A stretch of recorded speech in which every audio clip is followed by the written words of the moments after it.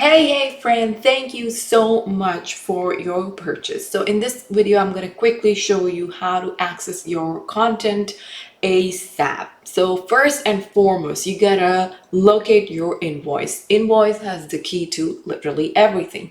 So sometimes your invoice is going to be sent to the email address that you entered at the checkout.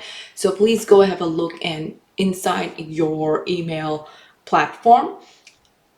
Sometimes the emails end up in the spam folder, so please have a look over there as well. The email is going to be from Jeff Cut and Make Crafts or something along those lines. And inside the invoice, you'll find the link to access everything. So once you have your invoice open, click on access your purchase. So if you purchase the SVGs on desktop course, you are going to end up on a screen like this. So all you gotta do is click on enroll for free. So you'll be able to see all the contents inside the course over here at the bottom, but it's not clickable.